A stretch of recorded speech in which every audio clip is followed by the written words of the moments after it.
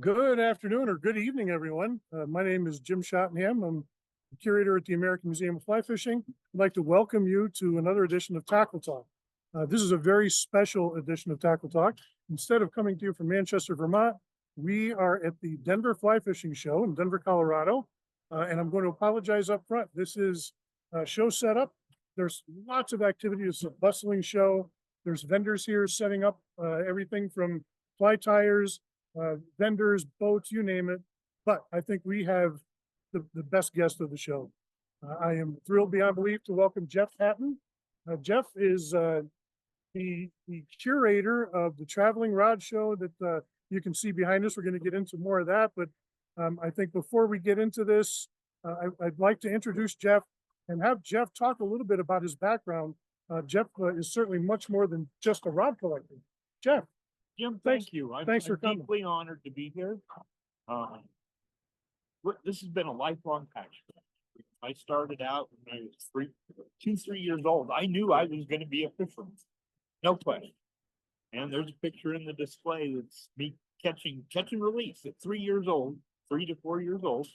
Granted, it was a spinning rod, but my brothers were going and catching bluegill and crappie, stocking my wading pool for me to fish. And it's been a lifelong passion. And by the time I was in junior high school, I was tying flies for my PE teacher and the coach. And just, my dad inflicted me with a wonderful disease. Jeff, I'm going to have you scooch up just a little bit. So, and again, folks, I apologize for the sound quality, but as I said, we're in a cavernous convention center and there's going to be a lot of background noise. So bear with us and we'll get through this. So it's, like I say, it's been a lifelong passion. Tied flies right out of high school. I went through a journeyman iron apprenticeship. Had my journeyman's card before I was 21 years old. Was going to go to work at the Fort St. Vrain nuclear plant.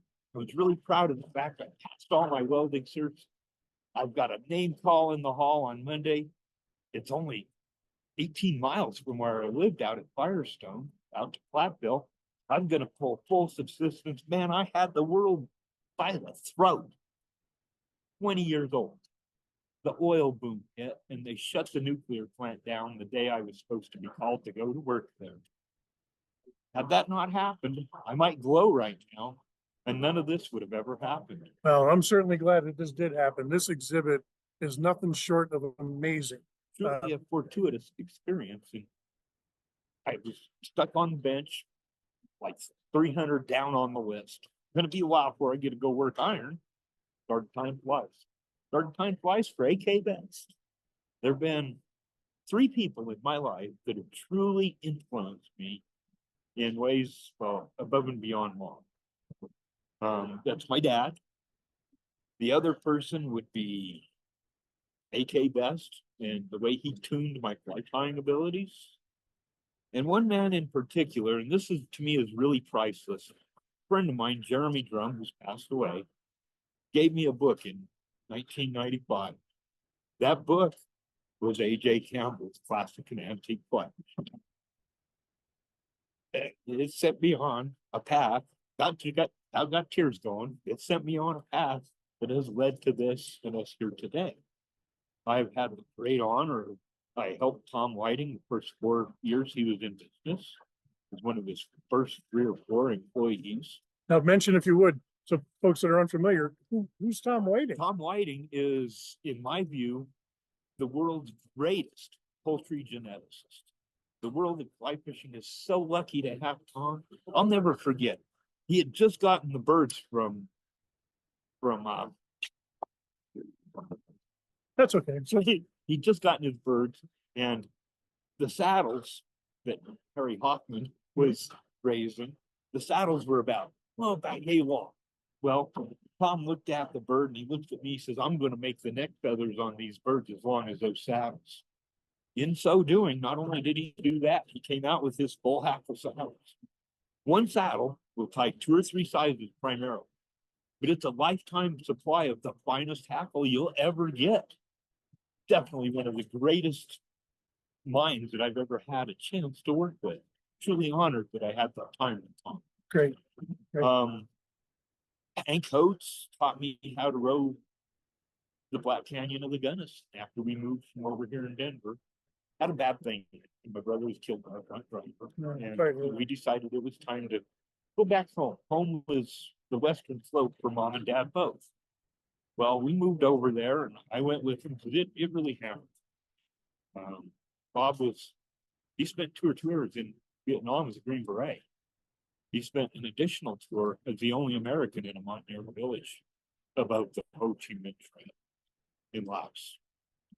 Oddly enough, in the bamboo world, I ran into a couple of guys that were flying out of Oda Tao base, and they probably flew my brother into some of those places. The fly fishing world is an amazing, tight, interconnected world. It is. And I'm totally honored that I've been able to be a part of it. This old trout bum from Colorado, I've had the honor of shaking the president's hand. One of my best friends who now passed away was Joe Cocker. I got a guy Joe several times. He was another known. I mean, I'd walk up to him, he'd walk up to me on the streets there in Paonia, give you a big old bear hug. Jeff, how the hell are you? Joe, I'm doing good. How are you? Just probably one of the most personable people. And to sit there on the bank of the Gunnison with one of the people who helped define the term fool, it's priceless, absolutely priceless. Just the connections that the sport has allowed me to have. With my rod work, it's allowed me to put my artwork and my work around the globe. Had a gentleman call me one day on the phone, and definitely Asian, could tell from his accent. He says, I don't want to be too forward. He says, but I really admire your work. And would you be willing to build me a pair of rods for me and my wife based on the Lord of the Rings? So I said, of course, Arthur, I'd be honored to do this for you. And he's one of the people that has pushed me along more of the art class with the bamboo than the classic production style. So it's safe to say that you're not just a collector, you're also a bamboo builder, and a quite skilled one at that, I might add. Jeff was kind enough to let me have one of his latest creations. It's an amazing rod, but we'll get to the more contemporary things as we go along here.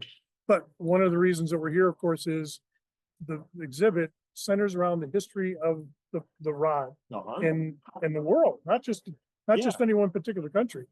And for a number of years, it was thought that a painting by Ma Wen in 1195 depicted one of the earliest scenes of an actual fishing rod, not just a stick, but of a rod, but with a reel on it.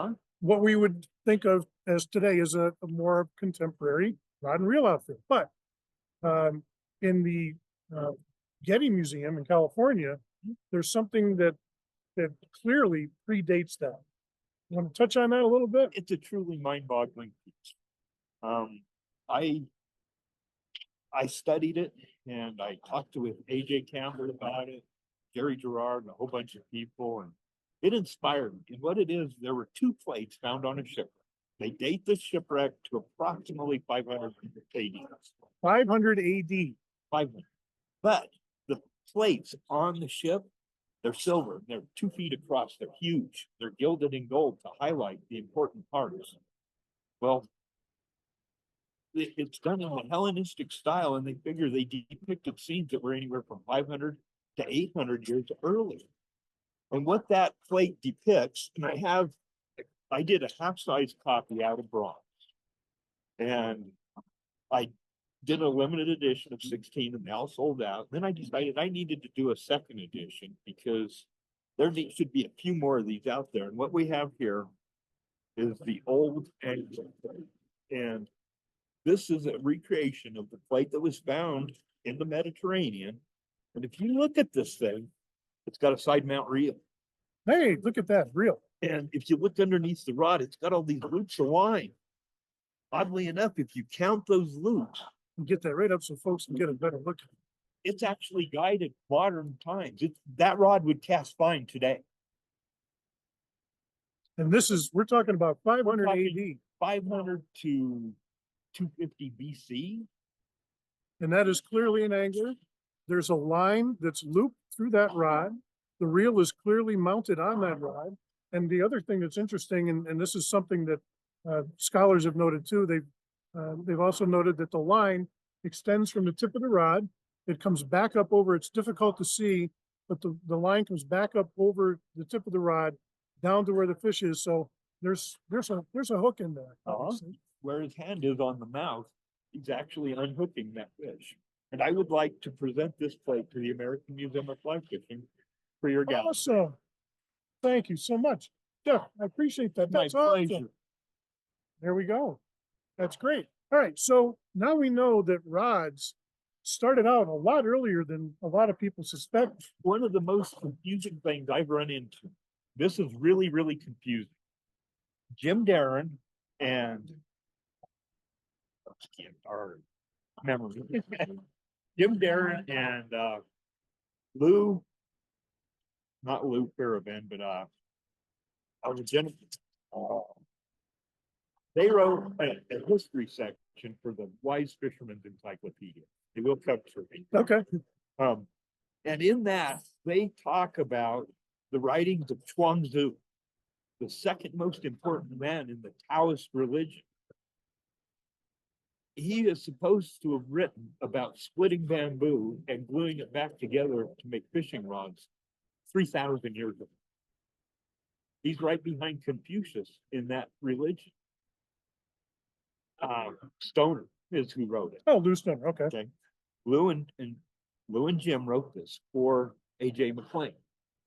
Well, I have read 3 different translations of Chuang-Tzu's work. I know more about the Confucianist religion than I thought I ever would, but I can't find it. I don't know where they found that. So potentially, Okay. possibly, there were Chinese doing split bamboo rods that far back. Now, as far as when we come forward, the earliest date that I can actually verify for using bamboo with wood above and beyond the treaties, she talks about reeds in there. Yes. In a book titled The Pleasure of Princes. This man is my hero. I am a champion for Gervais Markham. He wrote this book in 1607. In that book, he talks about scarf rods and spliced rods in the same sentence. Now, again, for those unfamiliar, a scarf rod and a splice rod is not put together with your traditional ferrules. This scarf rod is opposing joints that are wrapped with cotton. A spliced rod is where they took those opposing joints and actually glued them together and wrapped it to make a scarf joint. And I have an example of that right here for us. This is a rod from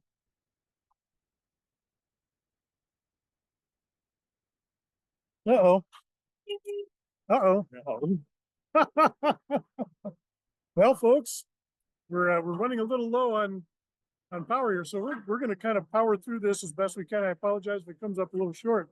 So this rod, you can see the baleen section here and the bamboo here. This is 3 strips that are scarf nodeless.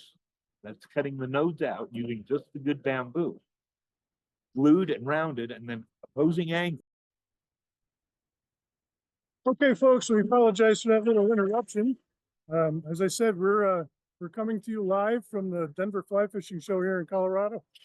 And technical difficulties, of course, sometimes are unavoidable. So we're back.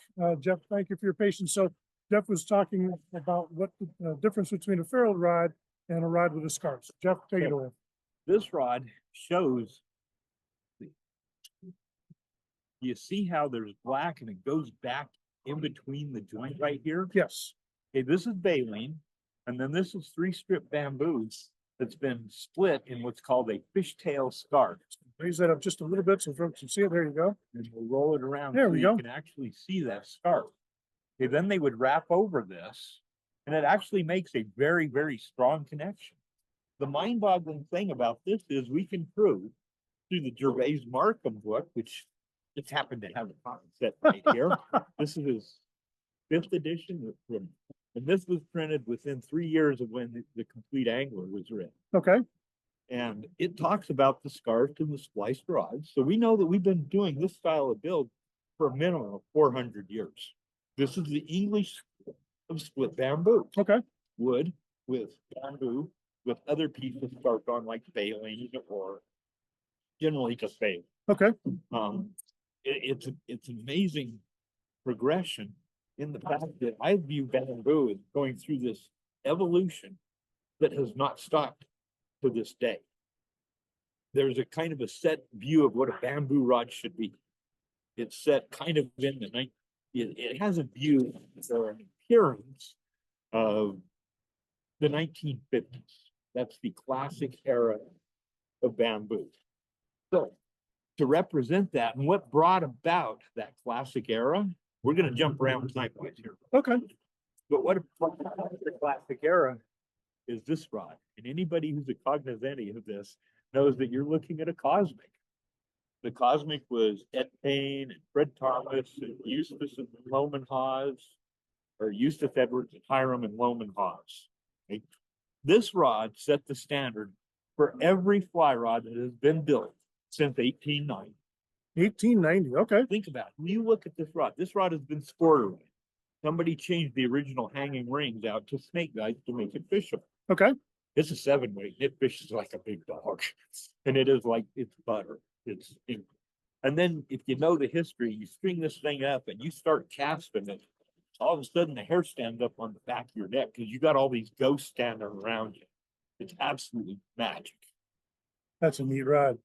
But you have rods in the collection that certainly predate the cosmic. Oh, absolutely. The George Eaton rod here is from 1820 to 1831. The next rod, well, we should talk about this one. This thing is, and what they did, you can see this part right here. This is where the guide was originally. Mm-hmm. You can see the two holes where they screwed a reel on and they used the guide as a level line. This rod, a friend of mine, Tom Kerr, called me one day and said, Jeff, I'm going on a moose hunt. There's a rod on eBay. It needs to be in one of our selections. He said, you better buy it. Because if you need money, you let me know. Okay, Tom gave me the number and I bid on it. I thought it was a maiden bid. This rod, and give Jim the midsection here because this shows it a lot. The guide on it is so tiny. That is tiny. Look at that right there in the tiny little palm. Look at that. The bridle, which holds the guide in, is actually held in with rosehead nails. Rosehead nails. Wow. Everybody that I've showed this rod to, Jerry Gerard, Jeff Knapp, and all those guys, we have all come to the conclusion this is probably an American-made rod before America was America. That's a rod from the 1700s. That's pretty cool. Then the next one that we got to talk about would be this rod. This is a portion, not a complete rod. It's just a portion of a Conroy Quarters general rod. The amazing thing about this rod, at one of our bamboo gatherings in Colorado, this gentleman Rex walks up to me one day and said, yeah, I got a rod for you that we're going to make a trade for. And because I said, well, okay, Rex, bring me the rod so I can see it and then we'll talk. And he walks up with 4 pieces. Now, this rod should have had an additional midsection like this right here. It should have had another tip like this. It should have had at least 3 lancewood tips to go with it. So it's an incomplete rod, but there is a complete rod here in 4 pieces. The amazing thing about this one, Jim, is this rod predates Old Killall in the Smithsonian by 1 full year. There's a date plate here, and I don't know if we'll be able to see this real well, but right there, TJ Weeks, 1846. In case the background noise again, I apologize. That's 1846. Yep. And I looked at the rod and I looked at Rex and I said, okay, what do you want? I gotta build you a rod. And it ended up where it belongs in the collection. I put it together with my other PGR that's incomplete. And the 2 of them together almost make a complete PGR. It's funny how parts of rods come wandering in. One day here at the show, I had a gentleman walk up to me. Jeff, I got these tips I can't do anything with. You want them? I said, sure, I'll take them. And I shoved them in a tip tube. Well, few years later, I managed to score a Crittenden rod. Then I get the rod and it's the button, the two mids, and one tip. It's missing a couple tips. And I'm looking at it going, wait a minute, this looks awful familiar. And I pull the box out with the display in it and I open her up and I pull out the. Hang on 1 second. We're gonna let that cart go on its way. That'll ease the noise up just a little bit. Whole bunch actually. Okay. So anyhow, I open up the case and I pull out this tip tube that I put those two tips in. And I pull them out and I'm looking at them and I'm going, holy cow, I got two brand new tips for the Crittenden I just got. Made a complete rod. Nice. Crittenden bought his pieces and he built them up from pieces that he bought from McCarg, John B. McCarg of Utica, New York. So back up just a little bit. Crittenden was also from New York. Uh-huh. So for those that are unfamiliar, because his rods are far from common. Yeah, they're very rare. They are hard to find. And the funny thing about it is Mr. Crittenden is one of the few rod makers ever to achieve what every rod maker would love to do, and that's die almost a millionaire. When he passed away, you know, he was involved with also the glass ball trap throw. He was a big part of it. When he passed away, they were cleaning his room out and his bed had a funny lump in it. That man had $50,000 at that time frame stashed away in his mattress. That's the equivalent of $500,000 today. As a rod maker, that's what all rod makers strive to achieve.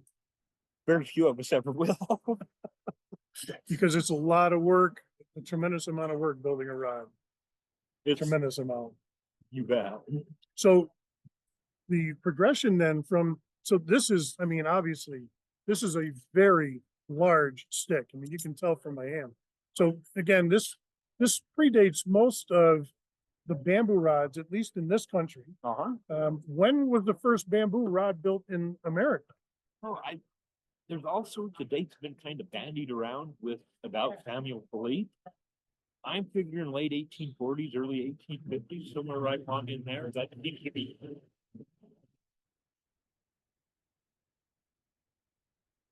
The beauty of coming to you live from a tackle show. So Samuel Philippe was a Pennsylvania rod maker. Uh-huh. He, you know, it's really sad because the last truly known Samuel Philippe rod that we knew that existed, and I use the term in the past tense, because that rod burned up in the Anglers Club fire in New York in the 1970s. Yes, unfortunately, what the Samuel Philippe rod that was in the Anglers Club, for those that may have had difficulty hearing, was lost when there was a fire. Actually, Terrorists. yeah, the terrorist bombing Uh-huh. at the Anglers Club of New York, and unfortunately, the rod was lost. But Samuel Philippe was not the only member of the family that built rods. Probably the most famous Philippe rod that we know of today is signed S.C. Philippe. It's probably the only rod that Salon Philippe signed. It's in the Harrisburg Museum in Pennsylvania. And Salon was the son of Samuel.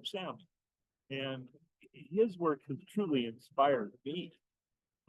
That rod, it's a mortise cut, so it's a 12 strip cut instead of a 6 strip cut. And he checkered it. He stippled it and he carved pictures on it. I did a copy of it. Unfortunately, that was one thing. Sometimes rod makers need money.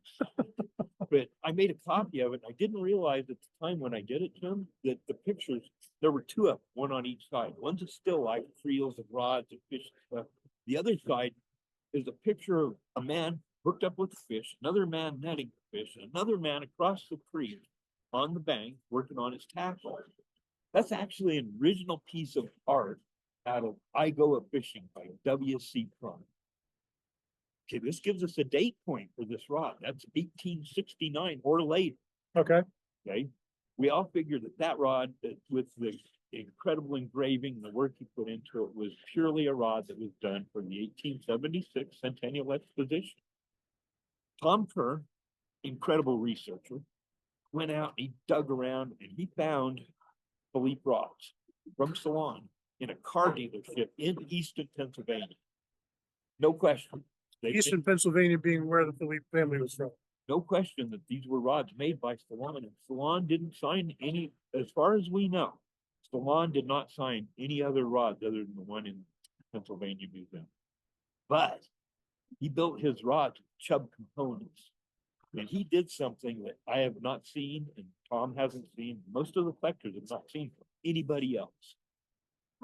Parts of his components, butt caps on reel seats, barrels, etc., are all held in with a round brass-headed brad. If you pick up a rod and it looks like a Chubb, it's got hex barrels and it's got Chubb reel seats, everything Chubb-esque about it, except it has these little brass brads in it, you are holding a rod made by Salon Philippe. Those are the types of clues that historians look for when identifying a maker. As Jeff pointed out, the Philippe rods are not marked, aside from the one example in the museum in Pennsylvania. So you need to look for clues, and by matching clues with known examples, that's how you can identify a lot of these pieces. One of the couple of, I've got two of them in the display. I've been lucky. The first one is priceless. I get a phone call from Tom Kerr. Jeff, I just got back from a show in Easton. Picked up several rods. One of them is an old Chubb bait cast, but really doesn't fit with what I'm doing. You want it? Sure, Tom, I'll take it. I like odd rods, you know that. How much? He said, oh, $75. I'll send you a check. Send him the check. And then years later, Tom's doing this research and he figures out from these rods in the car dealership across the street from where Salon was at, that the rods that have those brass brads were his work. And I'm reading this book and I'm going, wait a minute, this rings a bell. And I go to the den and I pull a case out of the closet and I open it up and I'm looking at it and I'm going, no way, this can't be. And I pull it out and I'm looking at it and I immediately go to Tom and I call Tom. Hey, Tom, do you remember that Chubb bait caster you sold me years back? And it got real quiet. And then Tom says, you're going to tell me it has brass brads in it, aren't you? I said, yes, Tom, I am. Tom says, I sold you a Salon Philippe rod, $75. I said, you want it back? I'll send it to you. He said, no, Jeff, it's where it should be. And then about a year later, Tom got a hold of E.A. Green trade rod made by Salon Philippe because it had the brass brads as well. Now, who's E.A. Green for the E.A. Green was a wholesaler, a retailer, and he bought rods from Salon, and he was basically a sporting goods dealer. Talking about sporting goods dealers, one of the unique things in the display is what I call a myth break. This thing just tears up all the myths that we have about women. In 1837, this lady took over for her father, and her name was Maria Eustens. Her father was Onesimus Eustens. Maria, from 1837 to 1845, when she passed away, ran the preeminent sporting goods store, not only in England, but in the entire world. An 8-year period in early Victorian times being run by a lady? Wait a minute, this doesn't fit our view of history, but it did. And I have a Maria Eustensson in the display, and the butt cap is marked Maker to the Queen. That's incredible. That's incredible.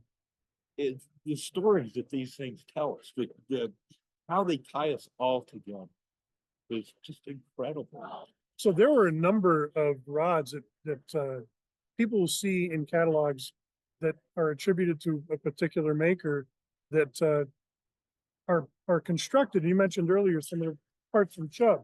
So Thomas Chubb in Post Mills, Vermont, produced an ungodly number of rod parts, sold them to all of the people that were making rods. So is it safe to say that someone that was skilled at splitting cane, gluing it back together, they may not necessarily have been capable of making their own ferrules or metal reel seats, which explains why a lot of rods that we see today that may or may not be attributed to Chubb. That's awesome, Jim, because that ties us to this right here, the cosmic barrel.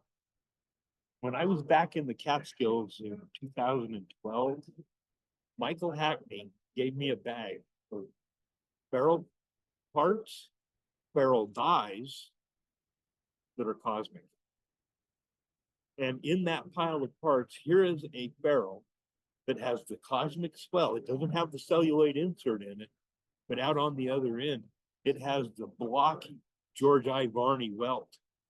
Cosmic was buying their barrels from Montague / Chubb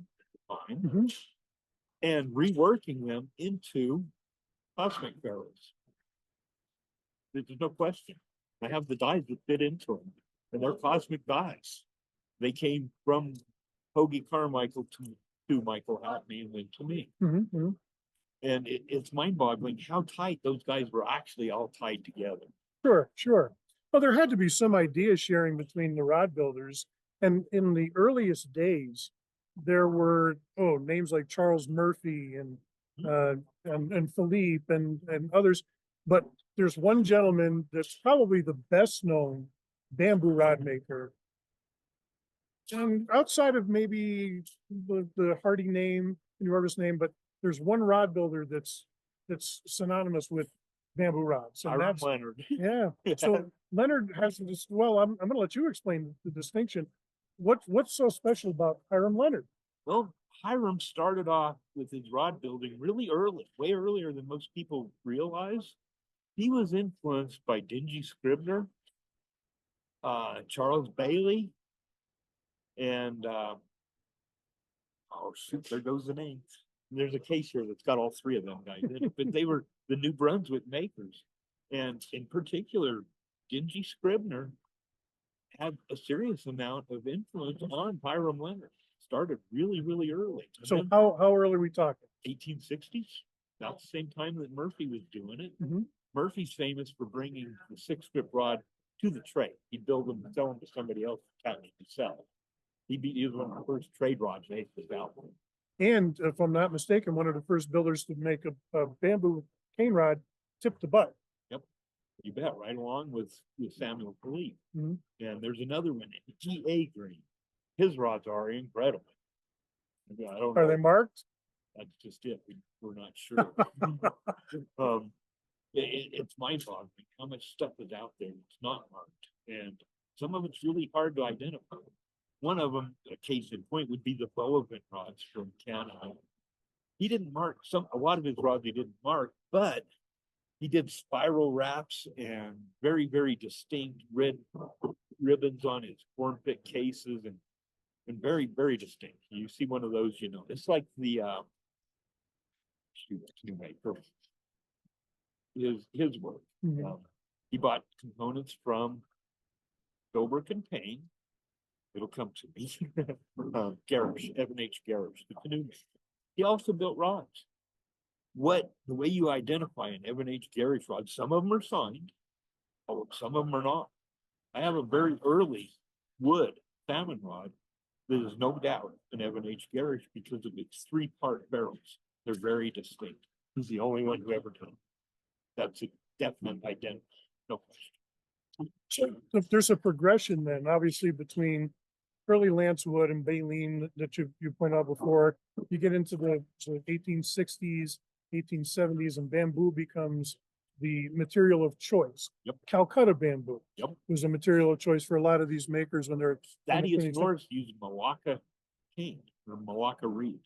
Now there's another very rare rod builder. I've had the incredible honor and pleasure and incredible fear while restoring 2 of his rods. I'm the only person in the world. Thaddeus Norris rods. 2 Thaddeus. Jerry Gerardo. One I restored for Tom Kerr. Tom sold his collection through Lang's. Jerry bought that rod. And he looked at it and he called me. He says, I really liked what you did with this rod for Tom. And I send you another one. Jerry was very patient. It took me a year and a half to get up the nerve to more or less just pull it out of its corn pit case, much less start working on it. It was missing the fixed hood at the bottom of the butt. A couple of the tips were delaminated. It was in kind of rough shape, but when I got done, I matched the original color in the varnish, and on the hood, I did something that most restorationists they want to change before it. On the inside of that fixed hood has the story of the rod. When it was restored, who it was restored by, what the restoration consists of. But you have to look in underneath the reel seat to see it. I mark all the old rods that I work on and restore that way so that people know it is not an original rod. That's an important thing. That's a very important thing. And we see problems in today's world. I've seen guys, I had a guy come to me with 3 Granger rods, very valuable Granger rods. One was a 70-13 and or a 7-footer and a 7.5 and an 8-foot. All of them, well, the 2 7s were 2-piece. 8-footer was an 84. I'm looking at the rods and I'm going, I'm sorry, sir, but these have been restored. I think I can tell you who restored them. And I did. And it turns out he didn't believe me and he went off and he looked at a few other places. And then he got somebody to say, oh no, those are original. That man sold 3 rods of original Grangers that I know for a fact were restored, and I know who's restored. And that's, so I've always been a rebel in that respect because I push people somehow, some way. You have to mark your restorations, and it's not a piece of paper that goes with it. Pieces of paper get lost. Right, exactly. It's got to be on the rod. Yeah, yeah. But it can be done in such a way that you have to look hard to find it. And to me, as a restorationist, that's an appropriate way. That's taking it back as close to original as possible, yet still giving the nod to the fact that it is not original. Right. And So then when you do restoration work like that and you see some of these things, you more than most have seen the progression and the history behind these rods and the makers. So you start out again with the Murphys and the Leonards of the world, but they in turn influence rod builders from around the turn of the century.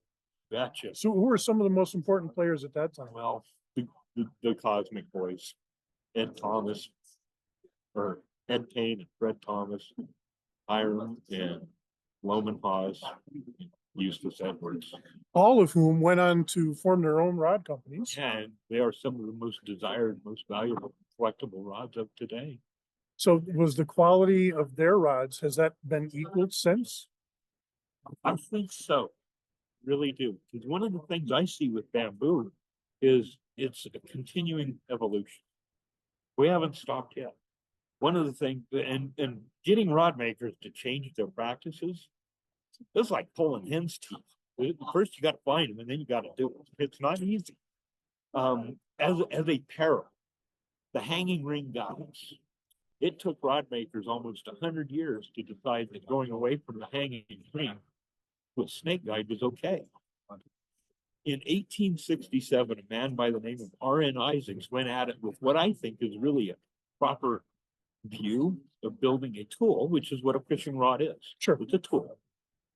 His view was, and he patented this. This is a patent from 1867, and it reads, for the application of a hard, vitreous, enamel-like or glass-like substance to fishing rods to reduce friction and wear. 1867. It just took 100+ years for the Japanese to figure out how to make these little tiny silicon nitride, silicon carbide guides that have no friction. And the silicon nitrides, you cast a rod with them, the line goes out, you see it, but you don't feel it. There's no friction. And to me, it's important. I've been chasing the single foot quest for close to 40 years now.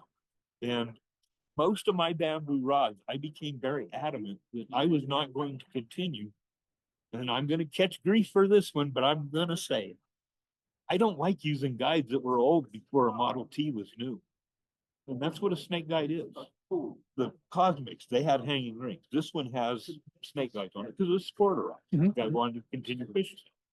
It fishes great, but someday I will strip it back down and I will go back to the original guides. But for the most part, my collection in the museum here, it's all original. I try not to have too many restored rods. Okay. I want those man's hands working. And that's what it represents. And to me, that's very important. Right, right. Originality is important, of course. So let's talk a little bit about the exhibit that you've been kind enough to bring here to Denver. So there's a number of panels here, all of which represent, it's essentially a timeline of the history of the rod. It's gotten away from me with my latest editions. I'm gonna have to take like a 2-month period, strip everything out, chronology, because I've got some panels that are out of place, time. Just because things add, you put one in here and all of a sudden you gotta move 70 rods that way. Oh, my Lord. It's fun. I love doing it. It's also exasperating. Well, I'm gonna try and show people, I've got another camera hooked up here.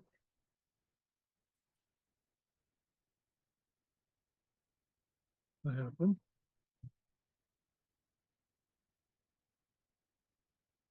There we go. So I'm gonna pan as best I can here. This is the most amazing. Now, mind you, Jeff packed all of this himself, brought it here to the show in Denver. This is something that you're all welcome to come and see. The Don't wanna amount, blind them. the amount of work that went into building this display and documenting each of the pieces, telling a little story about them. There's there's paperwork, there's photographs, there's other things that accentuate just a rod. So when you come to see, come back to us here. When you come out to see the exhibit, you're not looking at just rods. You're not looking at a bunch of sticks. This is truly an amazing assemblage of history and rod building history. And it's something, Jeff, that you should be immensely proud of. This is Thank just you, an Jim. incredible collection. I'm deeply honored. I'm proud of what I've done. Yeah, and in addition to collecting, and we talked about this before we started, you've been doing this since you were a youngster. You're also an incredibly skilled builder. So have there been parts of history that you've looked at that have influenced the way you do things? Now, I know, as you said, the guides are one thing. You'd like to see us move beyond with technology and improve people's ability to cast. But are there things that have influenced you or builders that influenced you in your style of building cane rods? Probably the one who influenced me the most, and he's another rebel in iconoclast. His name is Wayne Maka. Beaverhead Rods. Wayne was one of the boo boys at Winston. Wayne, a long time ago, was one of the originators of snowboards. Fact is, Tim Burton kind of typed some of Wayne's techniques and build styles to build his boards. Wayne even sponsored a World Cup snowboard team. And that man is absolutely brilliant. He's the only man who's received a patent on bamboo since Luke Stoner. This was like 20 years ago, and it's for his hollow building technique. Okay, so the last patent for bamboo rod was when now? Like 20 years ago. Okay. Fairly recent. Okay. It's Dwayne Maka. So the techniques are still pretty much the same. I mean, you have to split the cane, you have to plane it, you have to assemble it, glue it. There's a whole process involved in that, obviously. You have to fit it with guides, fit it with a handle, reel seat, the whole package has to come together. It's a lengthy process. It's not something that happens overnight. This isn't a factory type production. No. These are rods that you're building by hand. So, and again, were there parts of that process that you've carried forward? The first portion of a PGR that I got, I'm watching it on eBay. Yeah, man, I've got it. There's only 10 seconds to go. Oh no, I don't have it. This is in the day when you can contact the people you were bidding against. So I sent the guy a snotty comment. Wait, I really wanted that rod. I owe you one for your snipe. That was really quick. And the guy responded back, well, I hope that was just a joke. I responded with, of course it was. How can I fault you for having such great taste in cold rods? That's really cool. It was Tom Curry. We became best friends that we've ever met. And one day I spouted off, open mouth, insert foot. Tom, I'm gonna make you an offer you can't refuse. Hang on there, folks. We got another cart coming through. Apologize for the noise. I'd shout at you, but I don't want to shout at you. Think of this as a thunderstorm when you're fishing. Yeah, exactly. The thunderstorm will pass. It's just a little rain here and there. Okay. So I call up Tom one day and I said, man, I'm gonna make you an offer you can't refuse. I'm gonna build you a mortise copy of my cause for you to fish in trade for the PGR. Tom's comment was, fine, when can I have my rod? And I'm sitting there kind of gulping, going, oh shoot. I don't know how to build these rods. It was very sad. Yeah, you know, and literally my foot tasted really bad. Oops. Okay, I really got myself into it this time. I contacted multiple bamboo makers who knew the technique and they would not share. That kind of bothered me. Because, well, one, I need to learn the technique because I've got a commitment here because I really want that PGR for my collection. So I'm sitting there, me and my dad was a carpenter, and the display's here partly in his memory because he always had time to take his sons and his sons' friends fishing, you know, always. That's very important. We all know that. You bet. Well, one day I'm standing there, we tried all sorts of angles going in. Nothing worked. I mean, nothing's coming together. We started with regular 60-degree angles, and I'm going, well, if we go all the way around the world, we can get them back together. It's the only way. Well, one day I'm holding 6 strips and I stuck my finger down in them and spread them apart. And Dad's standing there and he looks at me and says, Jeff, they're square. So my rods, the majority of my bamboo rods are mortise. They are a 12-strip butt. It's neat about it. It gives it a little more of a modern action. Yet it's from the Victorian times. The Salon Philippe rod is a mortise rod. So my influence there comes from Salon Philippe. That's awesome. That's awesome. And then, Kind of brings it all full circle. and then the artwork rods I'm trying to do now, I'm trying to take what Salon Philippe did, and I'm trying to take it to a new level. And I think you've accomplished it. So I would encourage, obviously, anyone that's interested, come to the show. If you're within driving distance of Denver, Colorado, come to the show this weekend. Please have a look at the incredible array of rods that are behind me. Talk with Jeff. I'm sure you got talked to countless people over the course of the weekend. I love it. And I'm so happy that you spent time with me today talking my, about this with rods. My pleasure. It's been great. Folks, I hope you've enjoyed this, and I appreciate everyone's patience. As I said, people are here setting up for a very busy show. I appreciate everybody that stuck with us, and I hope you enjoyed hearing Jeff and learning about some of the rods. And hope you enjoyed the programs that the museum presents. If you're not already a member, I certainly encourage you to join.